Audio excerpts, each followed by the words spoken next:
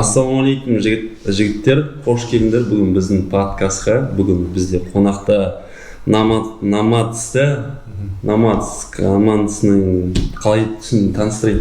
Қалай капитан? Жоқ, ойыншы, шабуылшы, қорғаушы, универсал, амандық. Бізде Намадс командасының ойыншысы Ақтаудан және Көктоғай командасының капитаны, Көктоғай командасының представителі Бекзат және біздің Тәке деп айтайын десем, Тәке жоқ. Тәке сапарлармен Астанада жүр, сондықтан Тәкенің орнына Жұмабек, біздің бәрі біледі, Жұмабек фотоға түсіретін, сондықтан жігіттер қош келдіңдер. Ат терлетіп, енді ал қалай келдіңдер, жол қалай, немес па, шаршап қалған жоқсыңдар ма? Жоқ, шаршаған жоқпыз. Қалада тұрамыз, қаладан келдік. Кішкене қатты сөйлеп жүрсеңіз. Так, рахмет, Асылбек осылай подкастқа шақырып жатсың. Команданың атынан. Рахмет айтамын. Подкаст курсын ба? Курсын ба? Жалғастыра берейік па?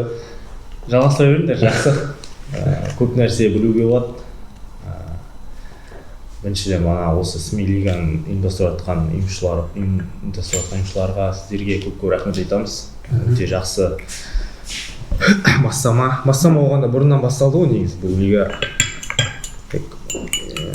Қателеспесем 15-16-да басталды ғой деймін да, примерно.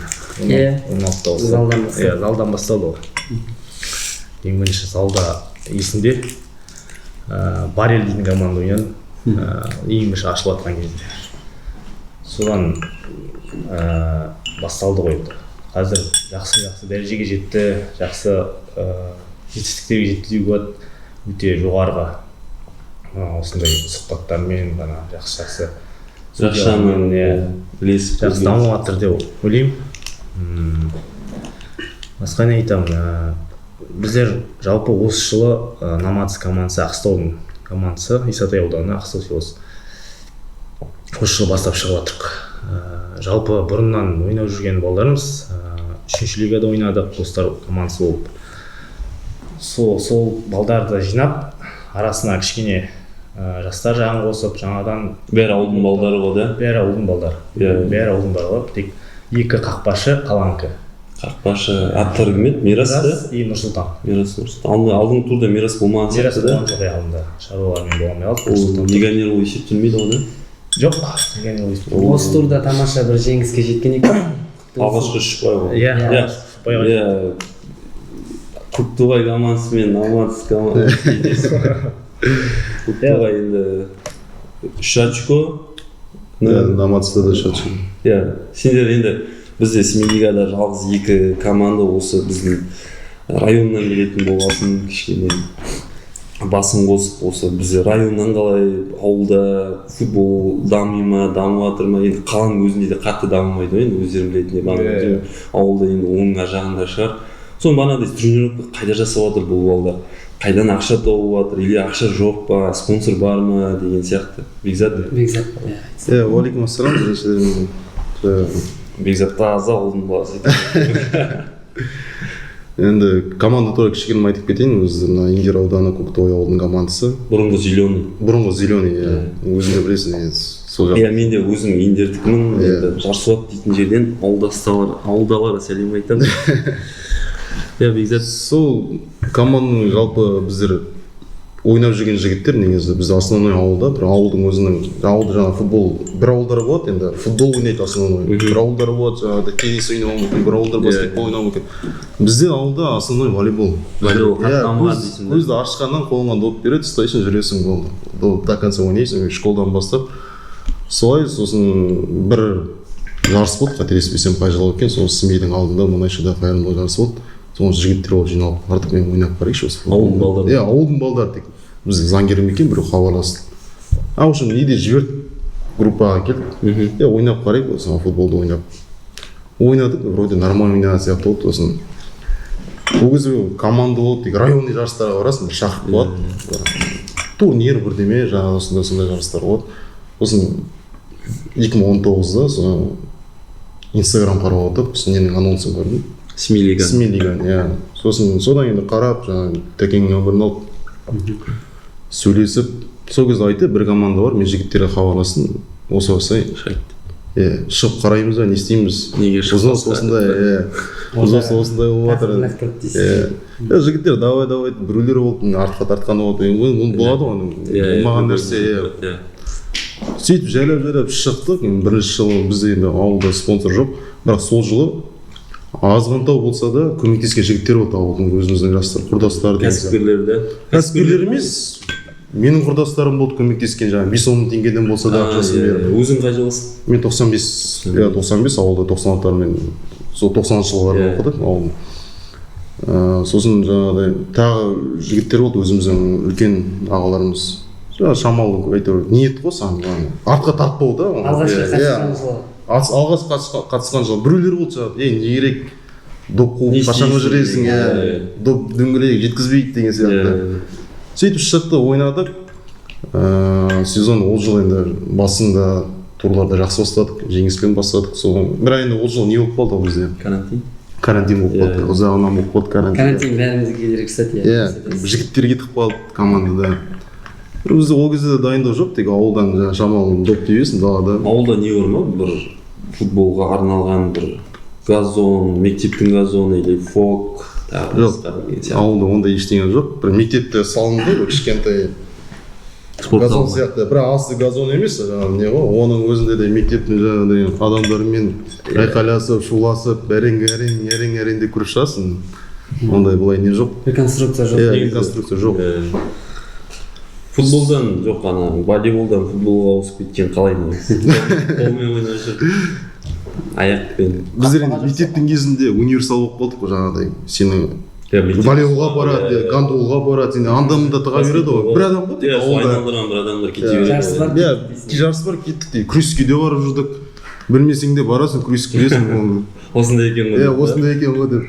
Универсал ма? Универсал ойнады енді. Любой бала ауылда доп қуып өседі ғой негізі. Ол доп қуады. Баклашка кетеді ғой? Баклашка доп, доптың камерінде де теуіп жүрдік қой. Енді тактикалық неден білмейміз да, мысалы, біздің слабый жеріміз сол, мысалы. Кім қайтын, бізде андай ғой. Андың несін дейді, давай, андың нейші. Жоқ, андай емес па сендерде? Тренер керек па негізі? Короче, алғашқыны бәрің артқа қайтқанда бір не ондай да болды. Олардың несі бар ғой. Артқа неге түспейсің, артқа қайтқанда. Ондай да приколдар болды, сосын андай болды, мен бүгін алға ойнайын, сен артқа ойнайын, баратта тұрам. Солай басты. Сменге түскен адамдар сияқты. Жалпы тренер керек қой негізі. Солай. Бізде де мысалы бастап құрылған кезде Намац негізі, ол мен түсіндіріп айта кетсең, ол фирма емес та. Жоқ, ол фирма. Ешқандай не спонсорсыз құрылған команда да. Жалпы басында біздер Намац, жалпы бізде достар дейтін команда бар. Осы именно қалада тұратын балдар. Осы 2016-тан бері достар дейтін команда құрып, біздер 3-ші лигаға қатыстық футзалдан. Сөйтіп бірге ойнап тұрамыз. Сол достар дейтін команданың ішінен ақылдасып, тағы бір құрдас жігіттер бар. Сосын Руслан дейтін жігіт бар, осы түрік лицейінің танимыз. Сол жігіт бар. Сол осындай орын бар, осылай не істейміз деп балдармен құрылып, осы именно осы қалада тұратын балдар болып ойластырып, ауылдың үлкендері бар ғой бізден де ағаларымыз. Сол браттармен бірге ақылдасып, бірге шыққымыз келді, өзіміздің қаражатымызбен жинап. Группа ашылып, осылайша ақылдасып, соның ішінде бір 84 жыл Ардақ деген брат бар, капитан болып жүр, білесің. Соның құрдасы бар, сол кісіге рахмет айтып кеткім келіп тұр, команданың атынан Орынбасар деген. Сол кісі бізге осы жылы спонсор болды. Сол Ардақ құрдасы екеуі сөйлесіп, бізге спонсорлыққа осылай көмек ретінде осылай көмектесейін деп. Кәсіпкер азамат, Ақсаудікі, Орынбасар деген. Сол Ақсаудың өзінде тұратын жігіт. Ақсаудың жоқ, қалада тұратын, Ақсауда тұрды. Сол жігітке рахмет айтқымыз келіп тұр, команданың атынан осы нені пайдаланып. Рахмет, көп бала шағасын қызығын көрсін, отбасын қызығын көрсін. Ондай азаматтар көбейсін. Ондай азаматтар 6-6 форматта бірінші рет ойнап жатсыздар ма? Намац командасы. Намац командасы бірінші рет ойнап жатыр бізде осы жылы. Правиламен бәрімен танысып. Бәрімен танысып.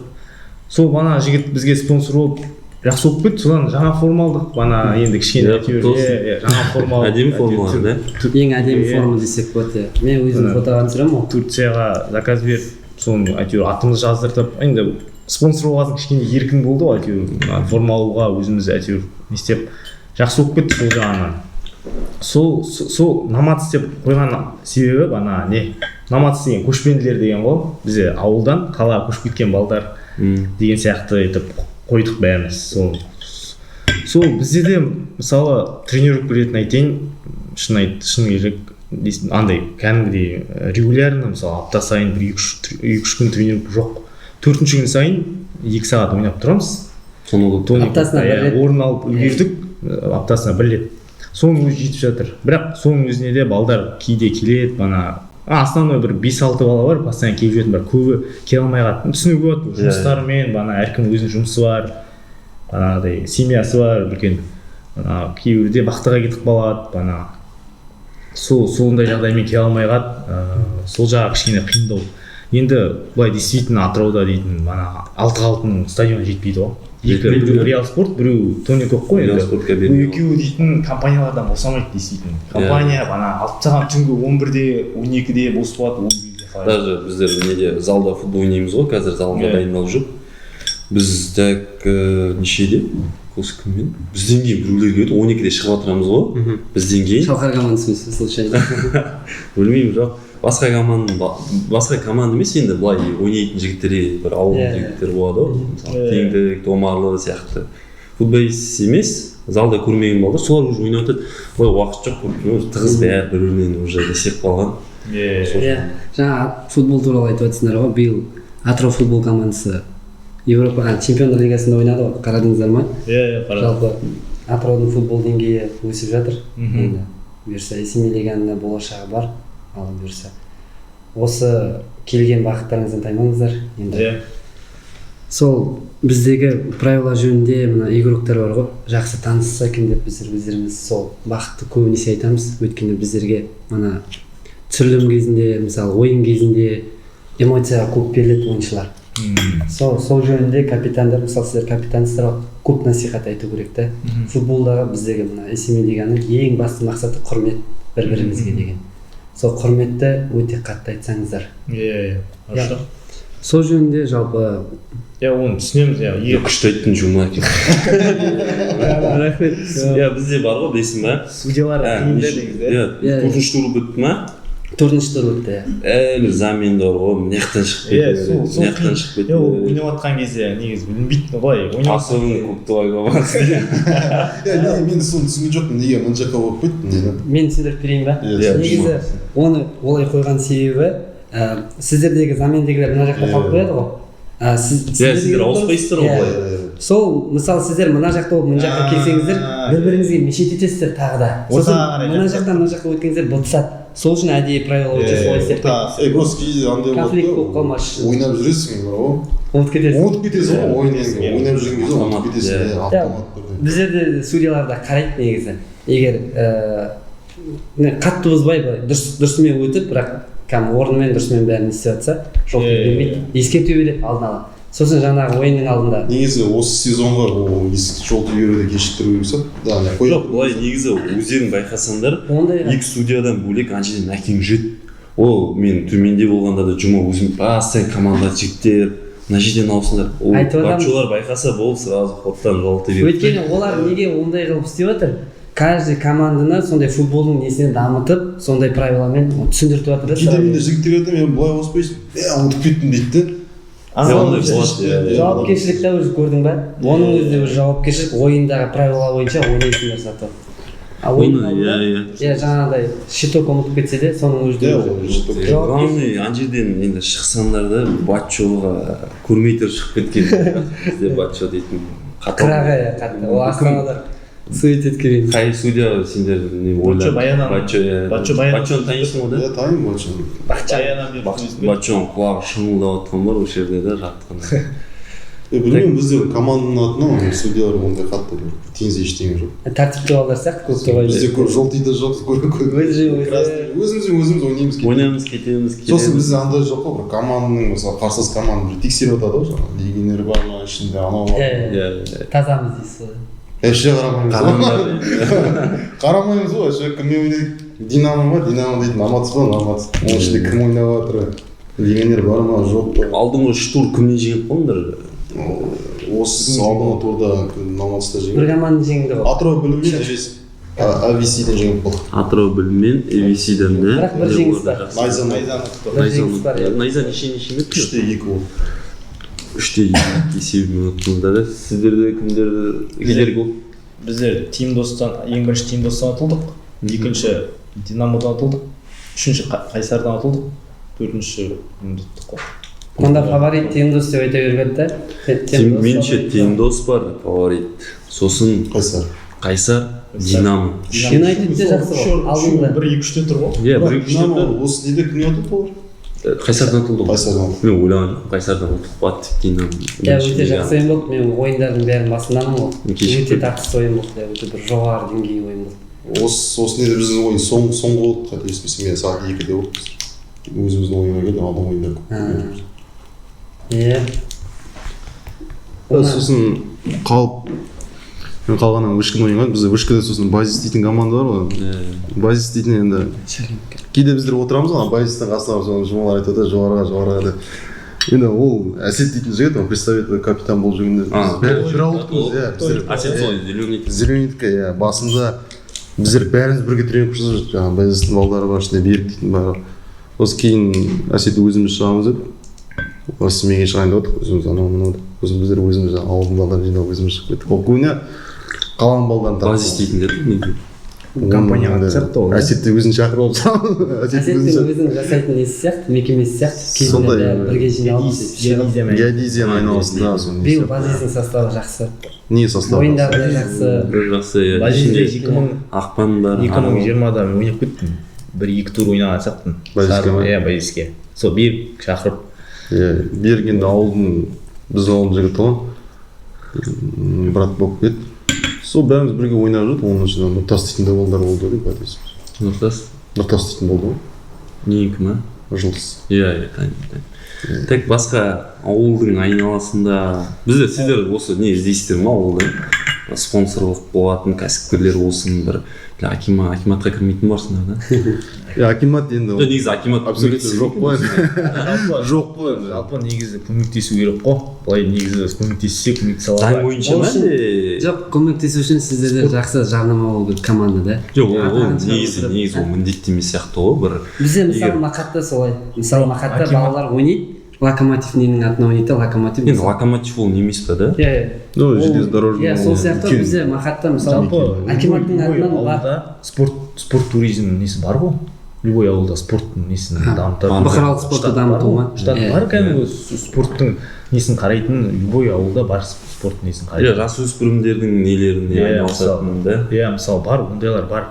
ол жерде енді акиматтың айналасында болғасын білмеймін бірақ спонсор жағы қалай болатынын бірақ сендер сен барып көрген жоқсың өзің да қайда неге акиматқа анау жоқ барып көрген жоқ біздер барған сияқтысыз біздер баяғыда жарысқа барып жүрген кезде жаңағы ағайлар тренерлер барып жүрді ғой сол кезде шамалы көмектеседі ғой жолына майшаңды беретін сондай тема ғой ал былай взнос төлеуге мен енді айта алмаймын енді ауыл бюджетте оған жетпейтін бар бірақ білмеймін ол бірақ біздің мақатта может барып көруге болатын шығар көп жағдайда көмектеседі енді иә мақатта футбол дамыған ғой иә аллаға шүкір біздің мақаттың командалары мақаттың командасы неге семейлигаға шықпайды екен шыққысы келеді бірақ балдардың бәрі бос емес андамызда ойнап жүр енді ол бір команда шыққысы келді негізі биыл шыққысы келді оның командасы жақсы игроктар бар ғой үшінші лигаға шығайын деп жатыр қаладағы мини жако мақаттікі емес пе жақсы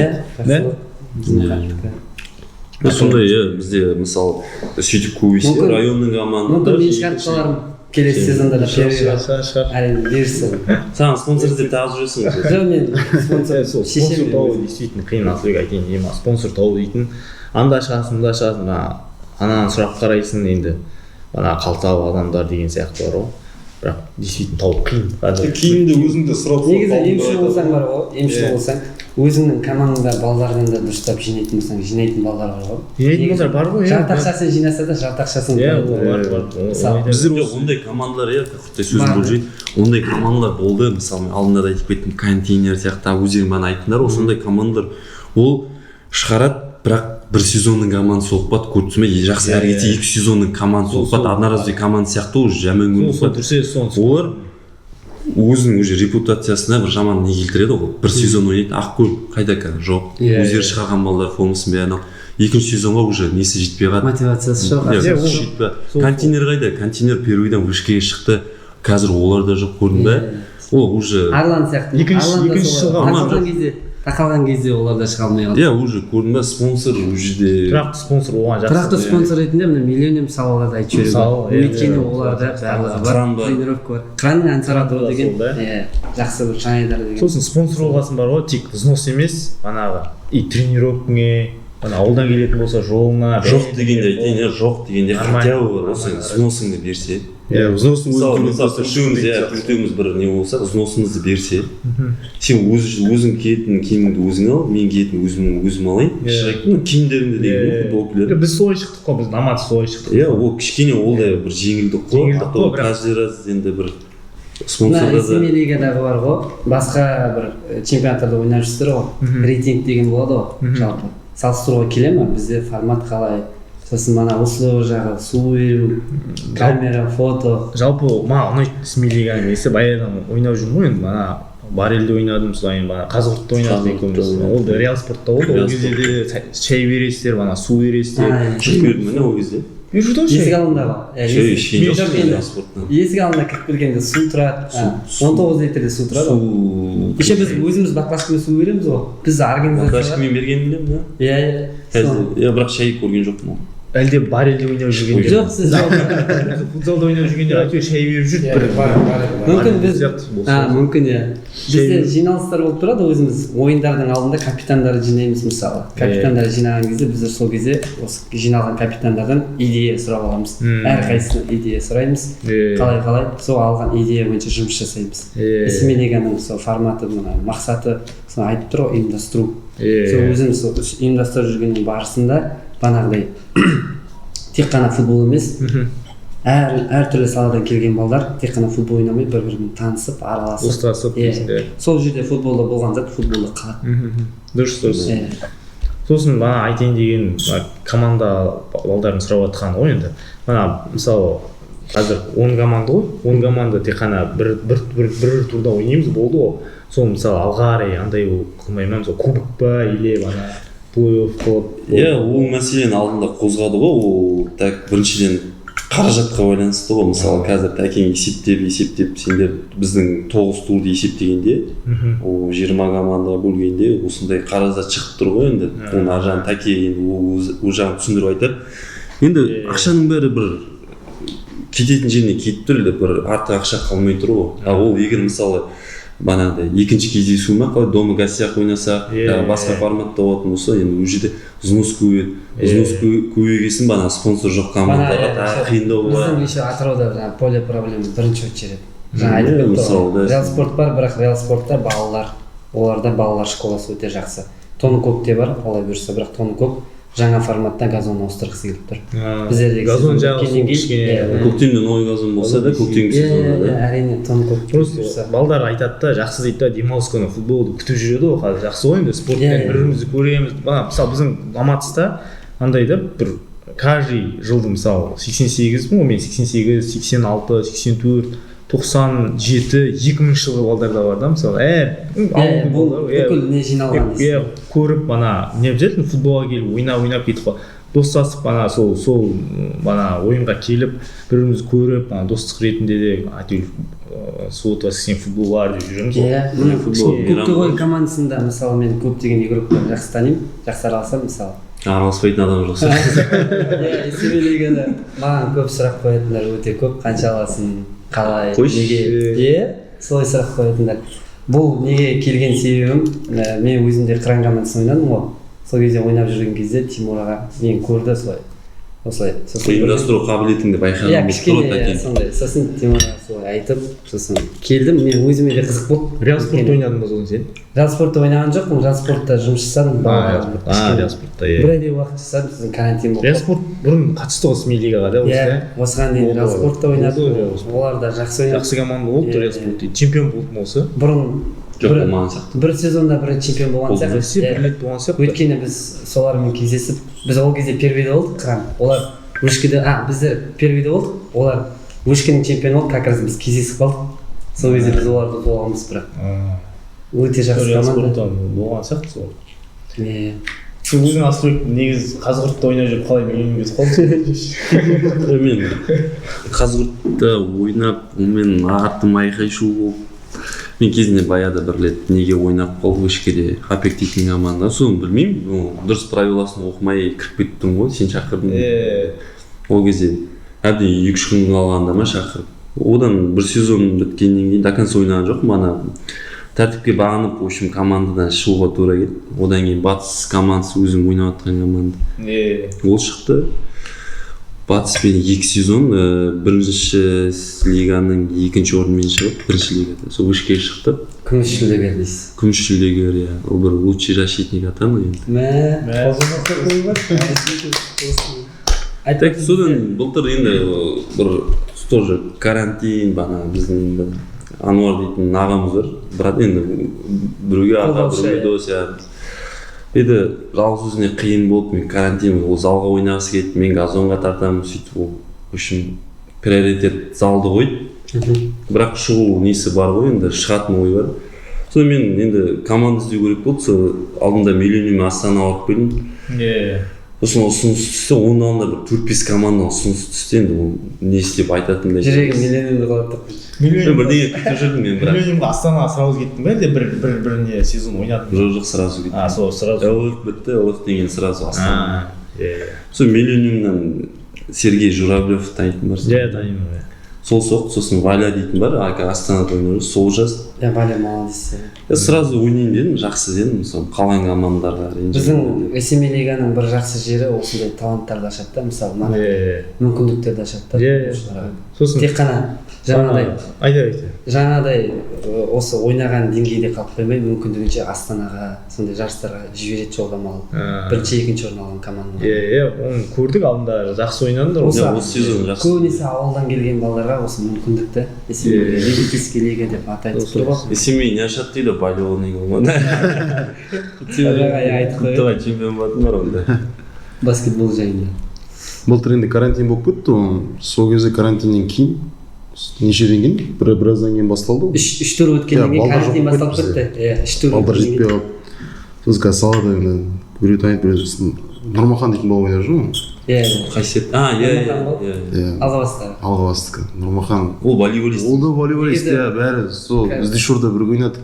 Өзіміз звезда деп айтамыз, бағанен бар звезда деп. Соған хабарласады тоже. Кім, мен хабарластым ба, или ол хабарластым ба айтады. Футбол ойнайсың ба, ойнаймын. Тағы да балдар бар ма, 2-3 бала алып келші. Бітіртсек. Сол келді, Нұрмахан жақсы таштайды сол кезде. Нұрмахан сендерде ойнады ма? Нұрмахан бізде ойнады. Сол кезде айтып отыр ғой, 2019 ғой.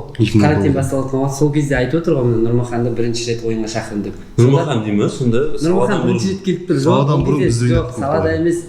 Ол кезде Алғабаста мини-футбол ойнап жүр. Жай ойнап жүр, бірақ осында келіп ашылды ол. Нұрмахан көрдің ба? Жарыстарға кірді. Сонда именно сендер Нұрмахан шақырыпсыңдар ма? Нұрмаханды карантин басталып кетті ғой. Сосын қайтып сезон жалғастырдық қой. Сол кезде Нұрмахан келді. Жоқ, сала емес, ол Нұрмахан негізі профессиональный волейболшы болып кетер еді, ол армияға кетіп қалмағанда. Бұл кімнің Бекзаттың таныстығы волейбол арқылы көрдің ба? Сосын бұл қызығушылығын ашып, футболға тартып көріп, өз сияқты ғой. Армиядан келіп ойнады, біраз ойнап жүрді, соның алдында біздер Индерде турнир болып, сол жақта кездестік. Қазір саладағы содан кейін жаңағы футбол ойнап жүрсің, жаңағы әңгімелесеміз ғой, сөйлесіп тұрамыз, өзімізді құлдаш жүрді ғой. Сол келді, қасында жолдас жігіттер алып келді, олар тоже бар ойнаған балдар. Сол сезонды айтып ойнап бітірдік, сол кезде бірақ енді біздер Саян ұттық, Арлан дейтін команда болды ғой, Арланды ұттық. жақсы ойнады Нұрмахан Сөнген, жақсы ойын жақсы шығады. Команданы сүйретті ауылда жалпы талантты ойыншылар бар ғой. Мысалы бізде Қамысқала бар ғой, Қамысқала ФК, Новоград, соның жас балдары 3-ші лигада ойнады алдында жылы. Ол сол жақтан жақсы игроктар бар. Айбол дейсің ғой, Айбол соның қасында балдар бар, жақсы игроктар бар. Ол сол Айбол өзі жаттықтырушы ғой. Солар қазір мысалы 2-ші лигаға шықты ғой. 3-тен 2-ге шықты. Оларда мысалы форманы өздері алады, былай спонсор ағалары да көмектесетін сияқты Новоградтың Қамысқаланың. Соларды біздер мысалы жазда Большойға шығарғымыз келді. Большой болмай қалды ғой жазда. Большойға дайындап жүрдік қой. Ақтауда футбол жақсы ғой, большой футбол. Большой футбол бізде былай жақсы, Большой стадион бар ғой. Большой стадион қазір енді шамалы болып кетті осыдан 4-5 жыл бұрын салынған стадион ғой қазір. Білет бар, ойнадым мен жарысқа барып.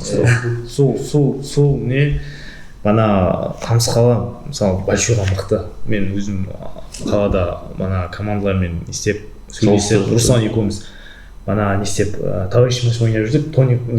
Томарлыға есінде бар, бір ретте шақырып бардық қой.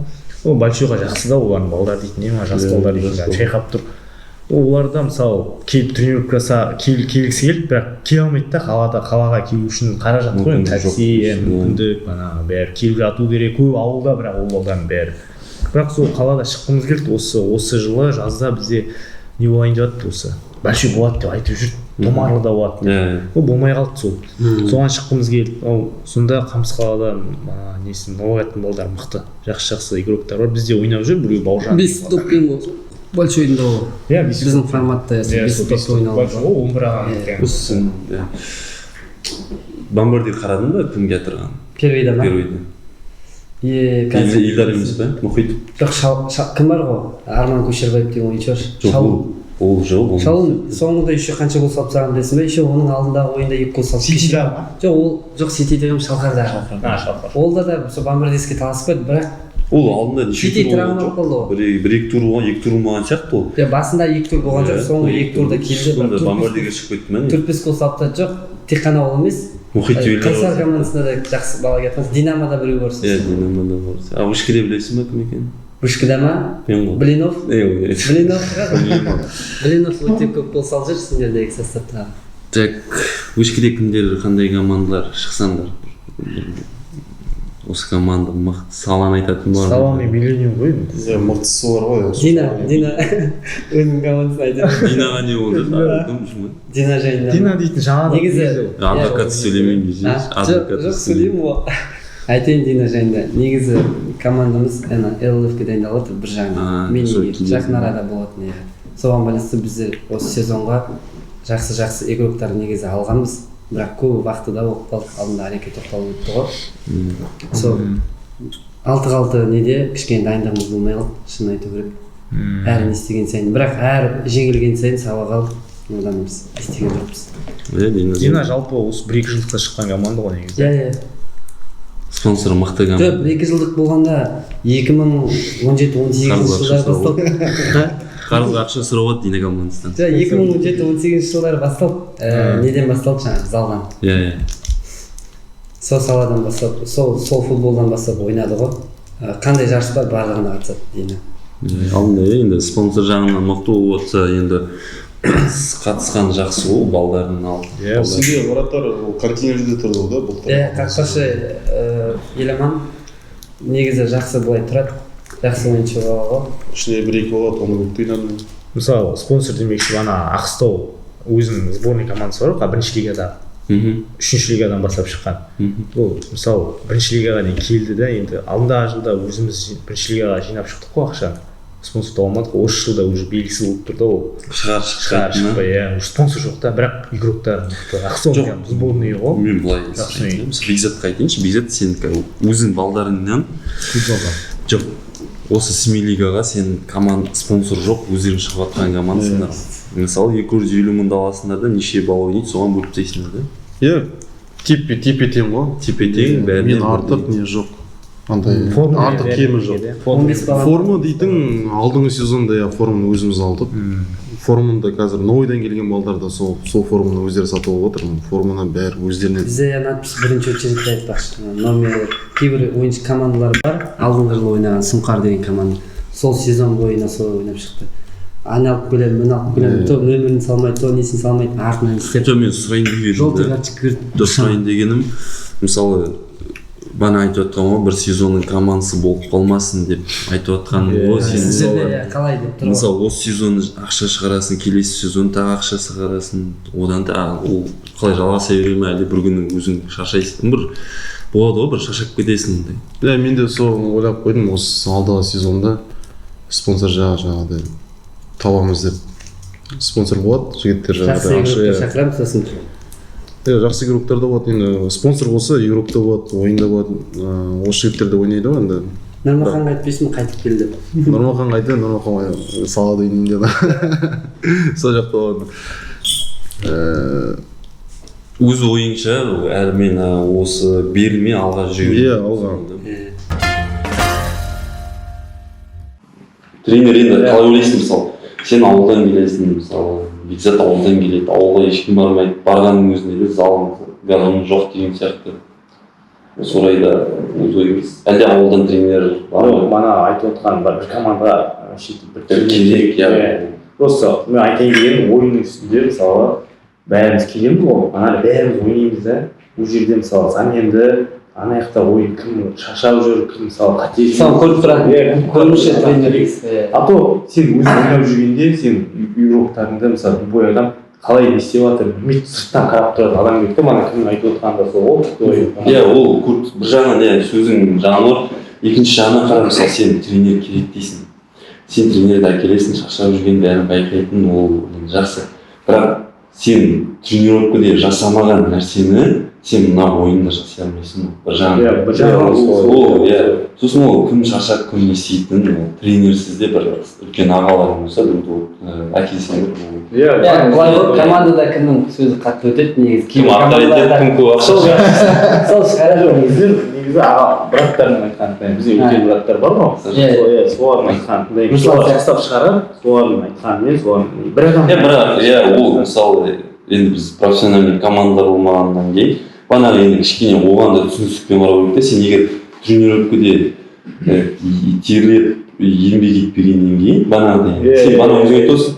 біз тоныкөкте келетін бір 5-6 адам дейсің ойынға 20 адам келесің ол кімнен сұрайсың ол да сол иә бірақ тренер болған ол конечно каждый командаға жақсы бюджетің жақсы болса тренерің бар ғой бюджетің жоқ болса соған барып келеді ғой тікелей айту керек мысалы бір кездер болды андай осы жарыстарда жүрген кезде көресің ғой түрлі балаларды команданы өзі шығарып өзі жаттықтырып сөйтіп өзіне де опыт та мысалы өзі де тренировка жасатады өзі алда алады сондай белсенді балалар табады мысалы өзің сияқты ғой мысалы кран деген бұрынғы командам бар ғой сол сияқты мен алдында протокол алып жатқан кезде капитан деп енді пояс таққасын соған барасың ғой мысалы үлкен азамат жігіт қой бірақ ол жігіт келді де кімнен ала қойшы дейді амандық ол жігітке мен де бардым ол жігітке айттым алдында ойыннан кейін интервью алып жіберейік деген сияқты кімге жолдады ма жақты сразу мен сөйлей алмаймын енді жақсы осы жерде жігіттер ал енді тағы да қош келдіңдер дейін алыстан келіп отырсыңдар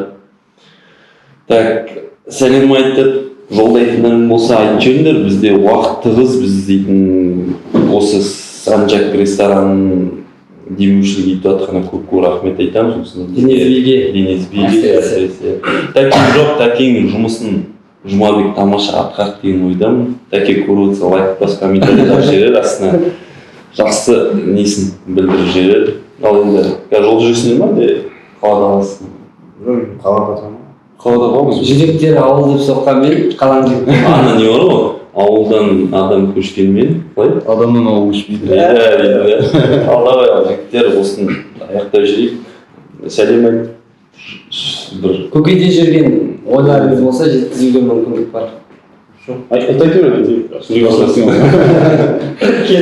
тамаша отырыс болды енді осы жерде әдемі нотамен мен де құлсарыға кетуім керек қазір бұйыртса кетуім керек асылбек неге шақырып осылай бізді подкастқа бір сұрақ қойып кетейінші келесі подкаст кім шақырған өз ойыңды айтшы шақырған дұрыс деп ойлайсың лайықты емес бәрі лайықты бірақ бір эстафета болады ғой ана команда мына командаға жолдаймын деген сияқты айтыңдар ертең сол жігіттерге айтамын осы екі біздің ауылдың шығып отқан ауылды көтеріп отқан жігіт сендерге сәлем көреді ғой иә сен бір команданы айт Бекзат бір команда дейсің. Оператор айта ала ма? Оператор звонок тұру дейді. Оператор айта алады. Менің ойымша вышкадан да болсын, первыйдан да болсын, басында келген екі команда шақыру керек. Так қалай? Не вышканың, не первыйдың басында кеткен фаворит кім қазір? Демдос пен Зеленин болды ма? Болды. Сала. Сала болды ғой. Саламен болған жоқ қой. Саламен болса мысалы. Жоқ, онда андай болып кетеді. Қайта бір команда шақыра берген сияқты. Онда бүйту керек. Бір мен екі деп айтасың ғой. Мысалы, бір Мерлиннің шақырылды, одан кеткен Саламен Тоныкөкті. Тоныкөкті болды. Или Демдос пен жаңағы кім үшінші? Сіз кімді де айтыңыз? айтқан жоқ. Ең соңғы екі команда шақырып жүрсің. Қайсар шақыру болады. Қайсар мысалы осы екі туда жақсы не алып кетті. Еще Қайсар биыл не? Бірінші рет Қайсар дейтін ол вообще Қайсар клуб қой да, Майтай ғой. Солай ма? Шақырып білу керек Қайсар командасы. Ойлаңыздар, олар өйткені сондай немен айналысатын бар десін. Солай ма? Сөйлеме керек. Қайсар шақыру болады. Қайсар екіншісін кім айтып жүрсің? Қайсар деп Бәкеш. Ол жоқ, ол айтып тұр ғой. Мен жаңа ойым Сала басында айтқан команда бар ғой. Так, алдында Қайсар мен Динамо ойнады ғой да? Қайсар мен Динамо? Қайсар мен Динамо, Сала мен Тоныкөк командасы. Мадисин ой қосасың ба? Тимдос. Сала. Так, Мен ойын керек емес. Осы жерде, да, Дина деді. Болды ғой өйткені. Негізі жаңадан келген командаларға тағы бір Мен Шалқар командасын шақырғым келіп жүр. Шалқардың командасын обязательно. Сосын жаңағы Атырау білімдегі Нұрзат. Нұрзаттың қолы босамай жүр, негізі ол кісінің де шақырдым. Атырау білім мен сол Шалқар екеуін шақырасыз. Так, ұсыныстар қабылданды. Бұйыртса көріп жатсаңдар командаларға жалын сәлем айтамыз. Осы айтылған командалардың ішінен реттік номермен соғамыз ғой енді. Бір келе алмай кетті, бір бос болса сол бойынша енді шақырамыз. Мен бір ауыз сөз айтып жіберейін, сөзімді. Мен рахмет айтқым келді. Мына командада жігіттерге рахмет айтқым келді. Өз команда. Иә, өзім командада жігіттерге, өйткені өздерінің қалталарына ауылымыз үшін деп дұрыс. Андай болады, жігіттер болады. Бүйту керек еді. Ауыл үшін неге бүйтпейді, сөйтпейді дейді. Біреуге қарап отырады да постоянно. Не акимат бүйтпейді, мына неге бүйтпейді деген сияқты. Бірақ істедім жоқ та. Осы жігіттер мысалы ешкімнің алдында жаңа одолжение жасап отқан жоқ, мен бүйтіп жатырмын, сөйтіп жатырмын деген жоқ. Ақшасын шығарды, ойнайды жігіттер. Кеттік. Осы екінші сезон ғой. Бірінші сезон жер болдық ортада, өйткені біздер бақтай айтып қалдық сол кезде бәріміз. Жүгіретін адам болмай қалды да ортада. Мен өзім бүйтіп қалдым, жігіттер айтып қалды. Сол жігіттерге рахмет айтқым келді. Енді аттарын да айтып болады, енді бәрін бір бөлмеге қойып, общий айтып жатқаным ғой. Біздің ауылда жаңағы көмектескен жігіттерге көп рахмет. Сол айтайын деген. Сендерге рахмет етен, Асылбек көпке рахмет. Осылай милиганың атынан шақырып, сұхбаттасып, ойымызды айтқызып. Алға қарай дамай беріңдер. Осылай алға қарай милига одан да жақсы жетістіктерге, осындай одан да жақсы ұйымшылдықпен осындай жақсы лигаларды жасайды деп ойлаймын. Алға қарай тек өзіміздің осындай достығымыз, осындай ауызбіршілігіміз нығая берсін деймін ғой. Мен де сол ана жігіттерге рахмет айтқым келеді. Команда әрқашан уақыттарын бөліп, барынша тренировкаға да, ойынға да жұмыстарын тастап бір команда болып келіп жатады. Солай әрқашан келе берсін. Желаниялар әрқашан да осылай. Бұл подкастта айтпақшы сәлем жолдау болады. Ауылдағы азамат жігіттер лайк басса, Номадс командасына плюста ол. Лайк басып қойыңдар, астына комментарий жазып осы подкастқа. Тек осындай тек жақсы жетістіктерге жете берейік деймін ғой. Көп рахмет. Сіздерге дейін алдағы уақытта спонсор табылсын деймін, командалар сіздерден үлгі алатындай бір ауылдан команда қосылса жақсы болар еді. Бір басқа ауылдан сіздермен тайталасып. Ал енді тек қана осы екі команда, сол үшін мен екеуіңізді бірге шақырып жүріп тұрғаным ғой. Мен айтып жіберейін. Тәке жақсы Осы шынайы тақырыпта сөздер қозғалып отыр ғой, еркін тақырып, еркін подкаст. Осы YouTube арнасына қай подкастта мысалы лайк көп жиналады, сол неде бізде ұйымдастыру комитетінің атынан сыйлығымыз бар. лайк көбірек бассаңыздар, сол подкасттың керемет шығуына мысалы үлес қоссаңыздар, сол бізге нұр үстіне нұр болады. Ол былай болады.